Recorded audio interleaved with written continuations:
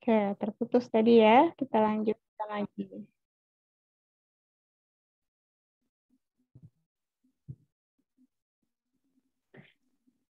Jam 11 ada yang kuliah jam 11? Tidak, Bu. Oke, kalau tidak ada kita agak molor sedikit ya. Cuma 10 menit lah. Sekitaran 10 menit ya.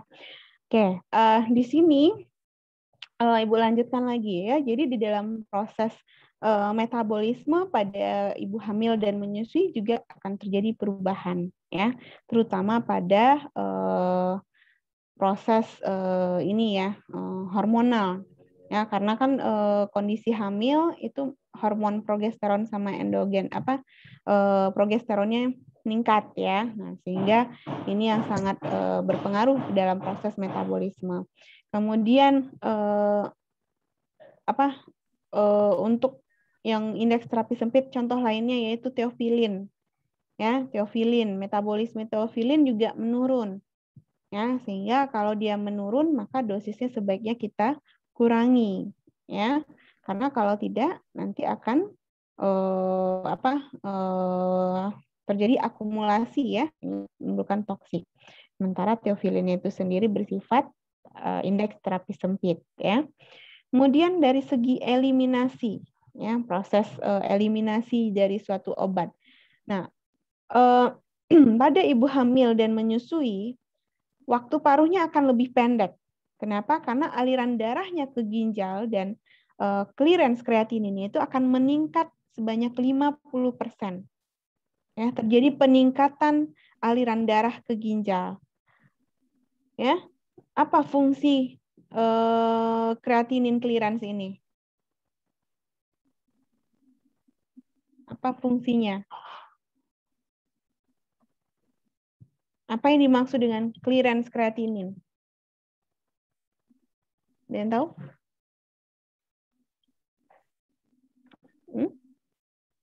Clearance itu apa? Bersih, Bu. Nah, Bersih. bersih. Nah, jadi kalau clearance kreatinin apa? Kasih. Tes yang digunakan untuk mengukur kebersihan ginjal, Bu, dalam membuang kreatinin. Nah, kreatinin ini harus dibuang atau disekresikan kembali? Dibuang, Bu. Dibuang ya. Nah, jadi di sini kita melihat ya apakah ginjal ini kemampuan dia melakukan pembersihan itu kan fungsi ginjal untuk membersihkan ya, membersihkan darah. Kan darah itu sudah dikeluarkan kemudian nanti kan disekresikan lagi. Ya, makanya perlu penyaringan. Itu yang proses difiltrasi ya, adanya proses filtrasi, penyaringan. Nah, jadi di sini aliran darahnya ke ginjal lebih meningkat, lebih cepat, lebih banyak ya, sehingga bersihan clearance kreatininnya pun juga meningkat ya. Akibatnya dampaknya adalah waktu paruh menjadi lebih pendek atau lebih cepat waktu paruhnya.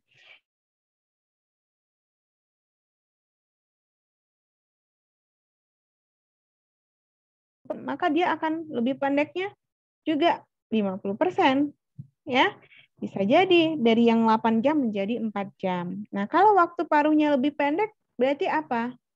Pemakaian obatnya jadi gimana? Lebih banyak, Bu. Nah, lebih banyak ya, pemakaiannya lebih banyak. Nah, tapi ada juga obat yang nggak harus mungkin dosisnya itu kita naikkan ya, tapi tergantung dari zat aktif atau zat fisikokimia dari suatu obat itu yang juga akan berpengaruh dalam penentuan dosisnya. Ya. Kemudian selanjutnya aktivitas enzim metabolisme dari obat juga akan meningkat ya. Sehingga ini juga akan berpengaruh pada proses eliminasi ya atau pada proses ekskresi dari suatu obat. Nah, jadi karena tadi enzim pada metabolisme juga berpengaruh, maka pada proses eliminasi aktivitas enzim ini juga akan berpengaruh. Nah, ini masalah-masalah yang sering terjadi selama kehamilan, ya adanya virus, ya infeksi virus, tokso, sifilis kah, atau adanya HIV kah, adanya rubella, ada herpes kah, ya, atau ada penyakit-penyakit yang lainnya sehingga dia butuh terapi.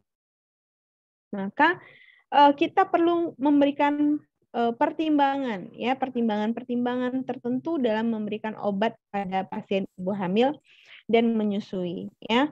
Yang perlu kita pertimbangkan yang pertama sekali adalah manfaatnya. Apakah besar manfaatnya daripada mudaratnya? Apakah keluhannya ini perlu diobati atau tidak? Ya, contoh ibu bilang tadi misalnya, oh dia sakit kepala. Selama hamil kan bisa aja ya ibu hamil ini mengalami sakit kepala. Nah, sakit kepalanya ini kalau dia bawa tidur bisa hilang atau enggak? Ya, dia coba bawa tidur dulu. Jadi jangan langsung kasih obat. Ya. Atau dia batuk. Batuk mungkin bisa jadi karena tersedak. Ya, bisa juga karena alergi. Kita kan nggak tahu nih. Nah, kalau sekarang kan orang setiap barang batuk pasti curigaannya adalah COVID ya. Nah, padahal kan itu belum tentu. Bisa jadi karena dia alergi misalnya. Ya. Nah, sehingga kita pertimbangkan dulu manfaatnya. Ya, manfaatnya ini besar atau enggak nih untuk si ibu hamil ini. Kalau selagi masih bisa kita terapi non farmakologi, ya terapi non farmakologi dulu. Ya. Nah, kalau sudah tidak bisa, ya, maka perlu kita berikan terapi. Ya, nah, yang kita pertimbangkan apakah dia masuk dengan pemberian obat itu dia akan berefek nggak langsung ke janinnya. Ya, dia bisa membahayakan janin atau tidak. Itu yang perlu kita perhatikan dulu. Nah, makanya kita perlu adanya studi literatur ya untuk mengetahui hal tersebut. Lihat dari data-data atau evidence base yang ada. Ya, kan sudah banyak penelitian-penelitian dilakukan oleh ilmuwan-ilmuwan ya. Kemudian kalau bisa untuk di trimester pertama itu kita hindari terlebih dahulu pemberian obat atau senyawa kimia lainnya. Kenapa? Karena di trimester pertama itu adalah proses pembentukan organ itu. Ada yang udah mengambil teratologi? Apa namanya istilahnya itu? Di trimester pertama?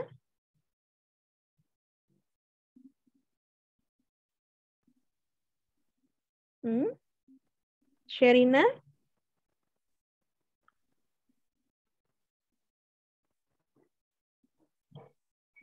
Pembentukan organ, apa namanya? Organogenesis, Bu. Organogenesis. Ya, jadi pembentukan organ tuh di tahap pertama itu. Ya, trimester pertama. Namanya istilahnya organogenesis. Nah, kalau dalam bentuk pembentukan, maka sebaiknya kita hindari.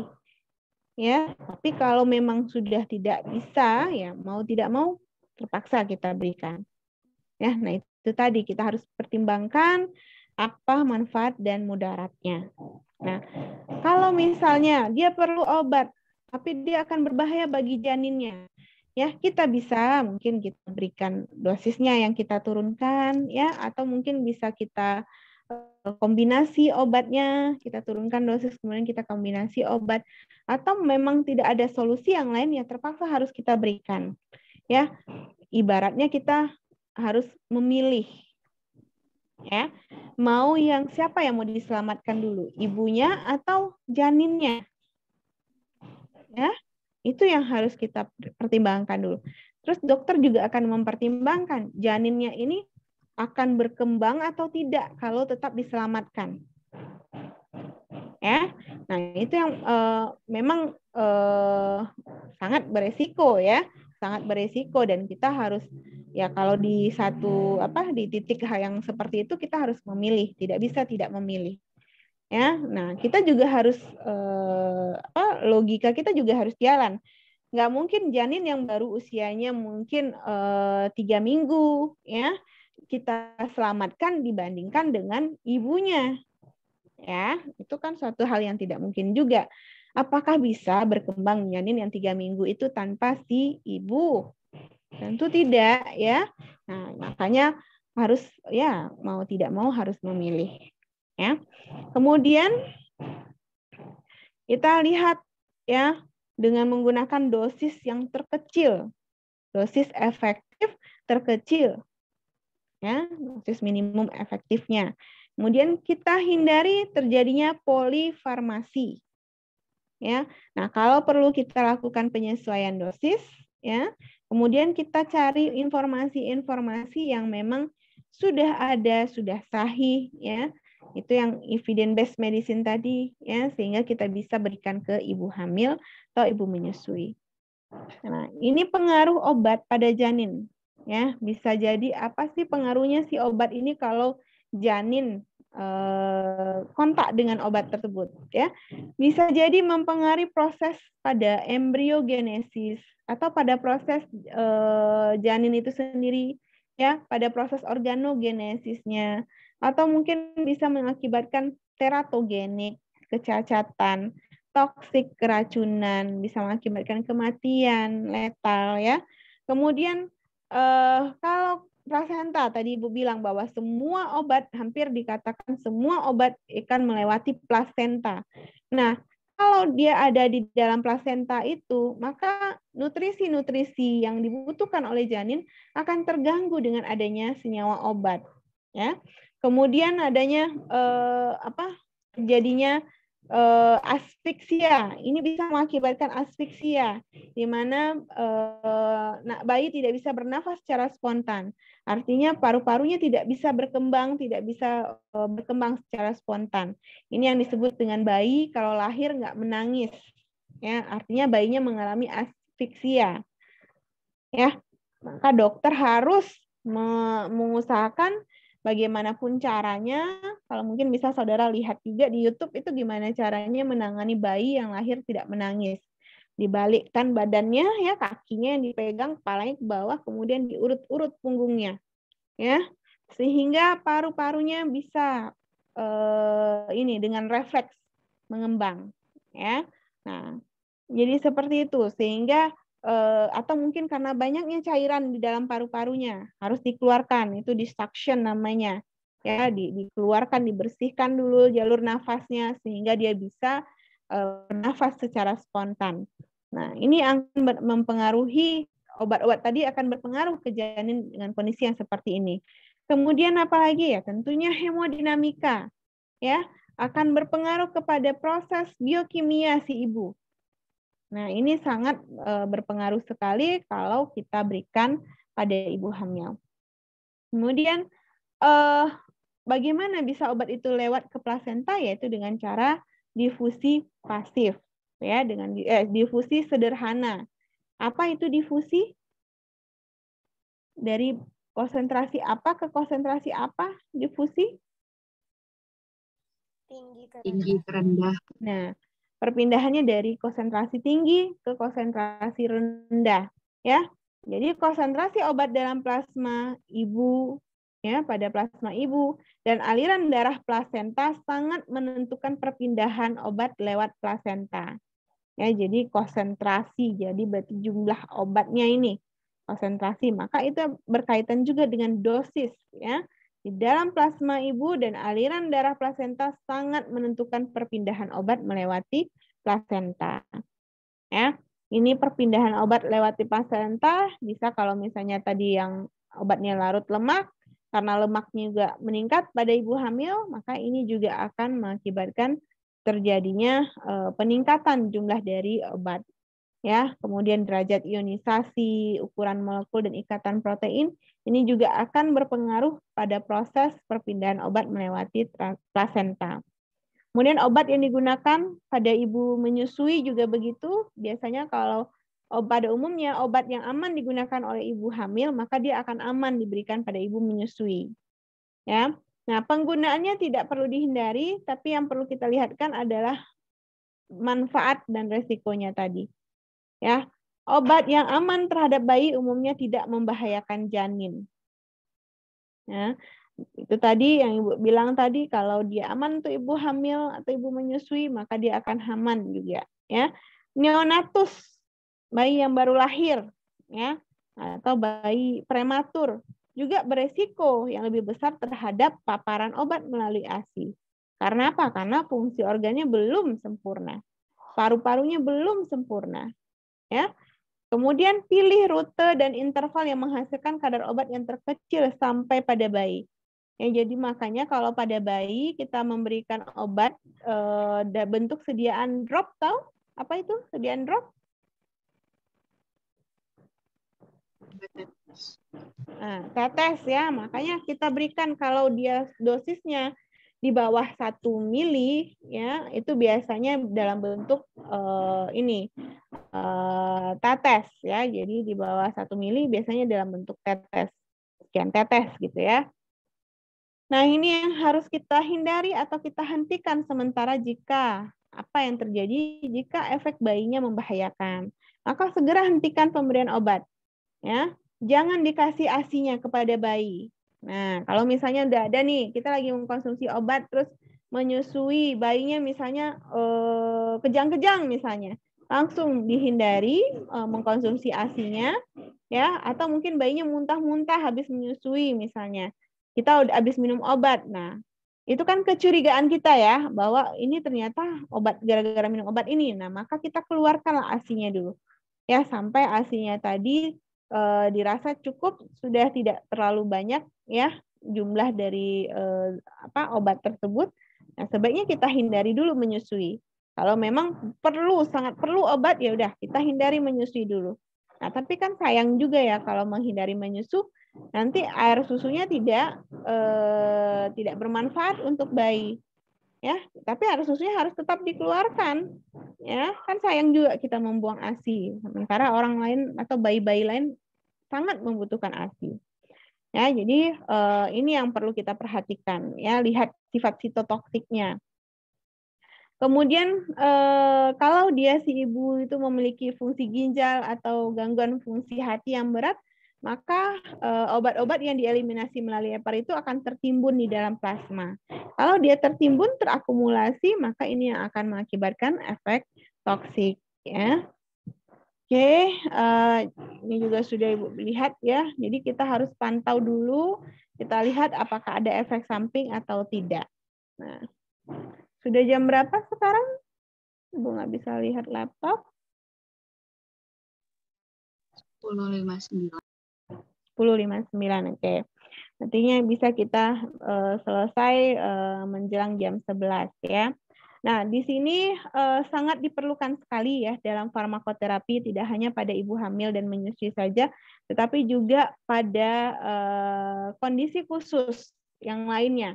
Apakah itu gangguan fungsi organ, ya, bisa gangguan ginjal, gangguan hati, gangguan jantung, ya, atau pada pasien yang anak-anak yang lainnya, ya, atau pada pasien geriatri yang sudah terjadi penurunan fungsi organ.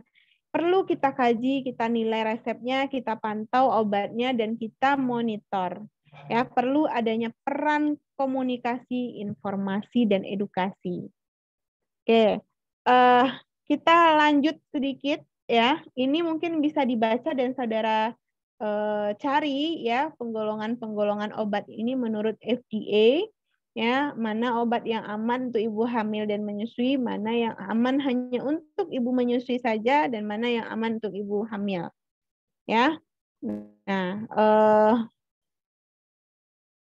ini banyak mungkin tidak perlu saudara kumpulkan, tapi silahkan saudara pelajari karena sangat bermanfaat juga untuk saudara, dan tentunya ini akan keluar di ujian ya, walaupun tidak ibu kumpulkan ya.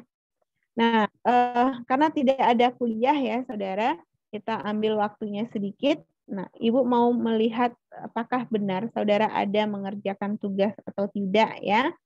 Silakan Noriza Fajra Roza untuk menyampaikan, atau ini sudah bisa di-share untuk semua ini, Fajri?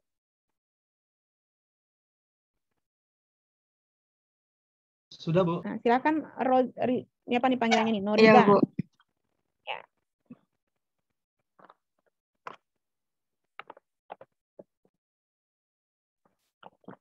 Udah di screenshot, Fajri? Sudah, Bu. Ya. Sebelumnya apakah sudah terlihat Ibu dan teman-teman? Sudah. Silakan di slideshow ya. Assalamualaikum warahmatullahi wabarakatuh. Perkenalkan, saya Nuriza Fajaroza, BP 1911-01-2032 akan mempresentasikan studi kasus pengobatan ibu hamil dan menyusui yang telah saya cari materinya. Yang pertama adalah daftar masalahnya. Seorang ibu hamil bernama Rina dengan kehamilan 22 minggu datang untuk melakukan check-up kehamilan dengan dokter kandungan. Ibu Rina mengeluhkan sakit kepala, mual, muntah, tambahan berat badan, dan adanya edema di kaki. Setelah dicek oleh dokter, didapatkan hasil tekanan darah yaitu 150/90 mm Hg, dan kadar proteinurianya 350 mg per liter dengan hasil uji menggunakan dipstick adalah +2. Untuk solusi masalahnya itu, menurut gejala pasien dan hasil pemeriksaan dari dokter, diduga bahwa Ibu Rina mengalami preeklamsia. Preeklamsia ini merupakan komplikasi kehamilan di mana terjadi peningkatan tekanan darah disertai dengan adanya protein di dalam urin. Obat antihipertensi yang dapat digunakan adalah metildopa atau nifedipin. Penggunaan antihipertensi nifedipin paling banyak digunakan dibanding metildopa. Ini dikarenakan metildopa itu bisa menyebabkan hipotensi pada bayi yang baru lahir. Metildopa efektif untuk pengobatan hipertensi atau hipertensi ringan, tetapi kombinasi metildopa dan nifedipin sangat efektif untuk mengontrol hipertensi moderat, yaitu sedang, hingga severe, yaitu berat, pada preeklamsia. Untuk follow up setelah terapinya, bila preeklamsia cukup berat atau semakin parah, maka ibu hamil akan dirawat agar kondisinya terpantau. Selama perawatan, dokter akan melakukan pemeriksaan darah, NST, dan USG secara rutin guna memantau kesehatan ibu hamil dan janin. Dan jika diperlukan, tetap mengonsumsi obat dalam kurun waktu 6 minggu setelah melahirkan. Sekian dari saya, terima kasih. Assalamualaikum warahmatullahi wabarakatuh. Waalaikumsalam warahmatullahi wabarakatuh. Oke, kembali lagi slide-nya di awal, Noriza. Ya, jadi Noriza mengangkat sebuah kasus ibu hamil yang mengalami preeklamsi. Nah, di sini kita lihat apa sih gejala preeklamsi. Ya, gejalanya apa di sini bisa kita lihat dari kasus. Yang pertama adalah tekanan darahnya. Ya, ini yang dikhawatirkan pada ibu hamil. Banyak komplikasi-komplikasi lainnya, salah satunya yaitu permasalahannya adalah hipertensi. Ya, hipertensi bisa, diabetes gestasional juga bisa. Ya, nah hipertensi ini yang sering terjadi di lapangan ya, yang kita lihat. Nah, kadar protein. Kalau kadar protein ureanya meningkat atau bisa dibilang di sini positif 2, ya, apa akibatnya kalau protein urea ini meningkat di dalam darah? Ada indikasi apa? Noriza.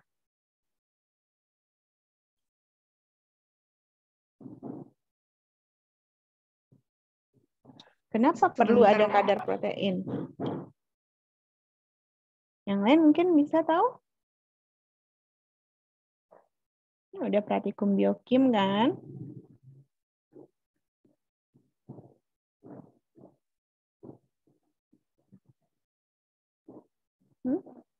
Ada yang tahu yang lainnya? Eugenia?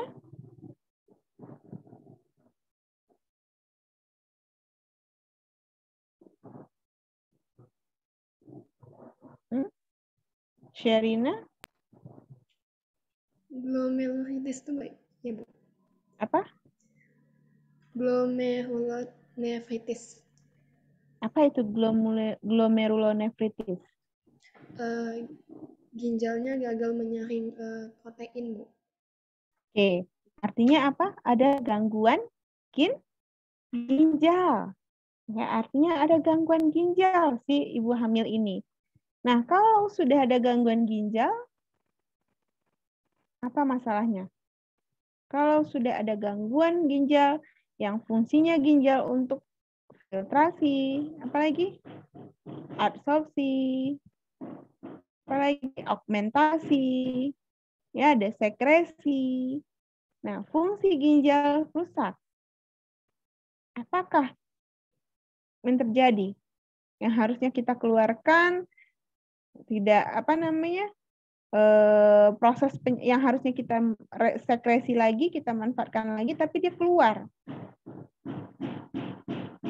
Ya, protein itu kan DM-nya besar, tapi dia ternyata keluar, nggak tersaring sama si ginjalnya. Padahal BM-nya besar. Nah, ini akibatnya terjadi gangguan ginjal. Sudahlah hipertensi, gangguan ginjal, maka dapat mengakibatkan apa? Yang paling bahayanya yaitu kematian. Ya, banyak kasus-kasus ibu hamil yang melahirkan kemudian dia meninggal. Ya, salah satunya yaitu tadi komplikasi eklamsi. Ya, preeklamsi. Oke, lanjut Noriza. Slide-nya. Ya, jadi permasalahannya ini adalah dia eklamsi, kemudian dia dapat apa lagi terapinya apa? Metildopa Bu atau nifedipin. Nah, untuk terapinya metildopa atau nifedipin atau apa dikombinasi? Dan atau. Dan Bu. Nah, kalau dan berarti dia kombinasi. Metildopa golongan apa?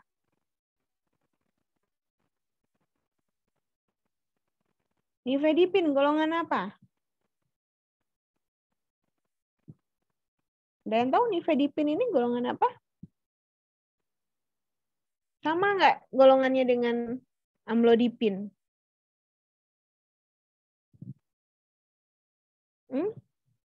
Gimana nih pelajaran farmakologinya? Golongan CCB, Bu. Nah, calcium channel blocker. Ada 2 kan calcium channel blocker itu. Yang mananya? Dihidropiridin atau non-dihidropiridin? Dihidropiridin, Bu. Nah, dihidropiridin. Ya. Jadi si metildopa golongan apa? Agonis reseptor alfa 2 adrenergic. Di mana kerjanya?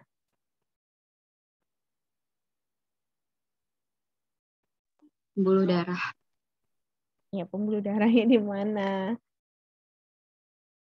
Termasuk golongan apa tadi? Beta 2 adrenergic.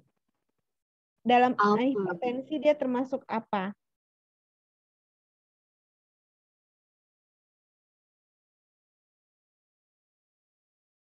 Kenapa harus dikombinasi metildopa dengan nifedipin? Apa efek samping dari nifedipin?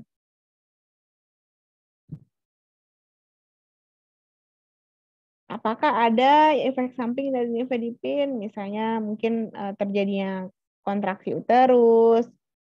Ya, kalau terjadi kontraksi uterus, maka dalam 22 minggu udah melahirkan itu.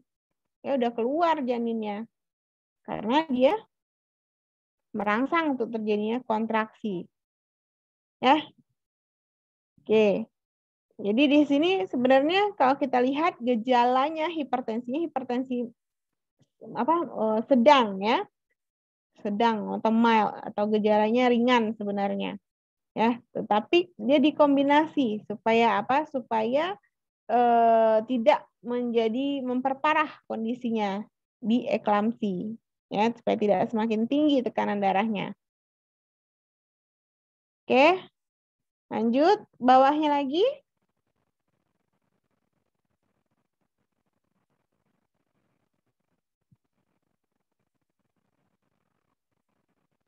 Oke, lanjut lagi. Ada apa? Follow up ya? Ya, ini daftar pustaka. Oke, ya, jadi yang perlu di follow up apa? Tentu tekanan darahnya.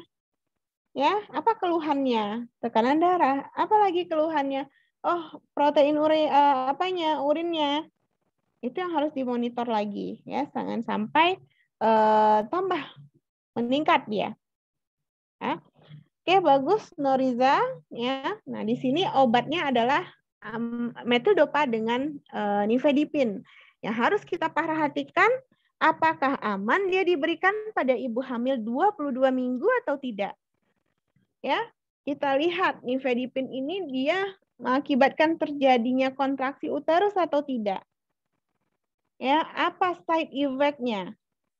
Ini yang harus kita perhatikan. Ya, Noriza, jadi jangan hanya menunjuk obat ini diberikan ini, tapi aman atau tidak dia diberikan pada ibu hamil yang menyusui. Ya. Oke, selanjutnya satu lagi. Udah jam berapa sekarang? 12 ya. Satu lagi ya. Terakhir ini. Silakan Anisatul Khairat.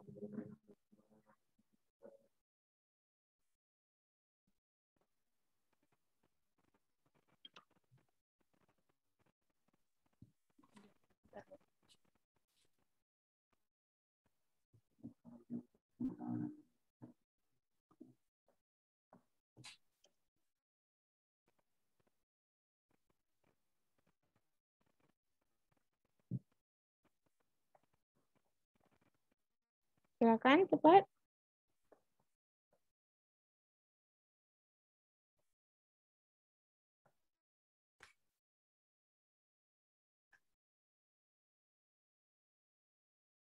Share screen. Oke. Di slideshow.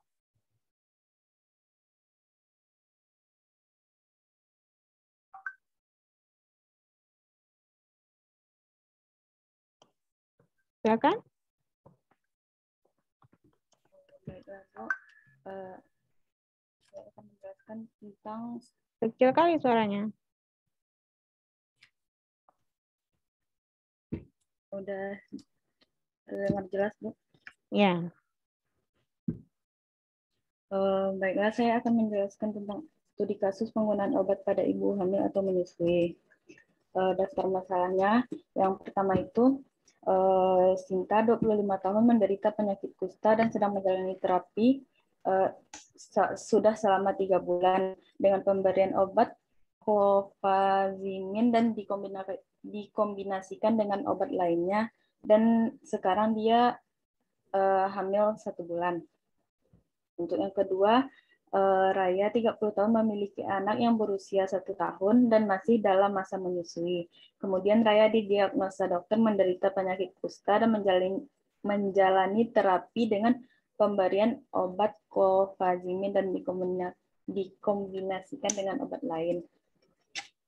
Solusi dari masalahnya dapat diberikan clofazimine.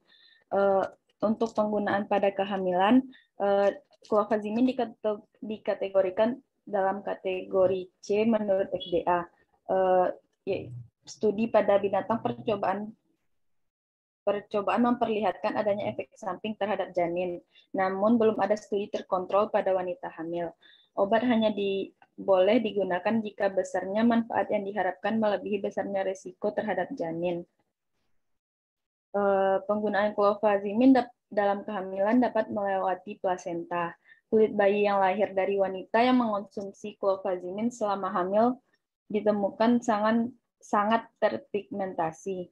Sebuah laporan kasus yang dilakukan oleh Ozturk et al. Menyatakan tidak ditemukan adanya komplikasi perinatal pada seorang ibu hamil yang menjalani pengobatan dengan clofazimine selama masa kehamilan.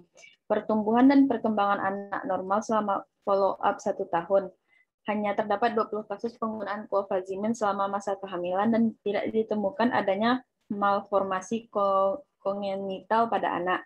Namun tentu saja butuh penelitian yang lebih lanjut mengenai keamanan clofazimine dalam kehamilan. Selanjutnya, penggunaan pada ibu menyusui. Clofazimine dapat terekskresi melalui air susu ibu hingga sekitar 22% dari dosis maternal. Toksisitas clofazimine di dalam ASI masih belum diketahui secara pasti. Namun terdapat beberapa laporan kasus yang melaporkan adanya peningkatan pigmentasi kulit bayi selama penggunaan clofazimine selama menyusui.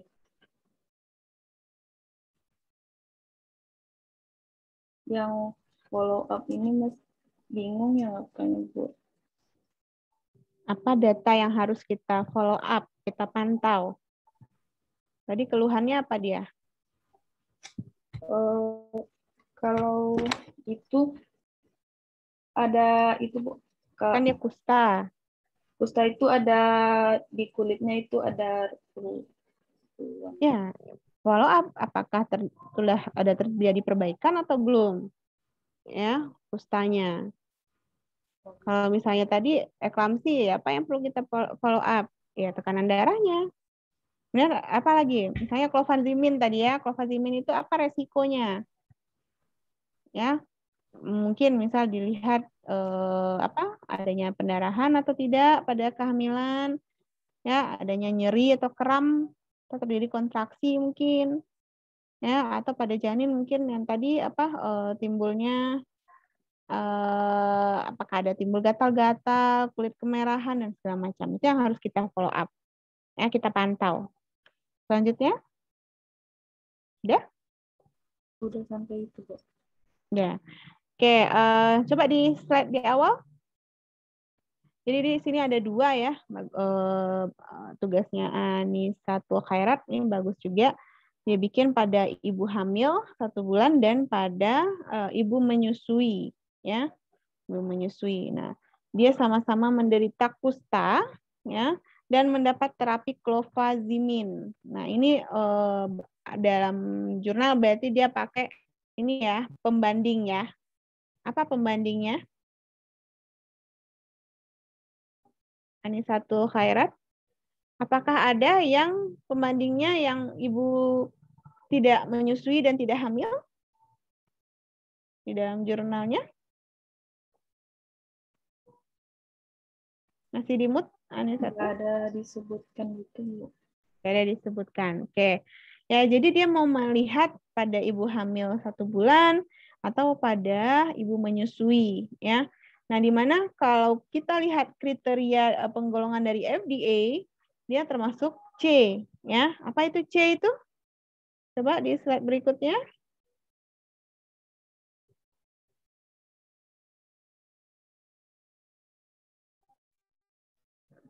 Nah, studi pada binatang percobaan memperlihatkan adanya efek samping terhadap janin. Ya, ini pada hewan percobaan. Namun belum ada studi terkontrol pada wanita hamil. Ya, biasa kalau untuk percobaan kan ke hewan dulu ya. Nah, di hewan udah ada terbukti ya dia mengakibatkan efek samping yang tidak diinginkan lah ya. Kemudian obat hanya boleh digunakan jika besar manfaatnya daripada mudaratnya ya. Nah, ternyata setelah dipakai ya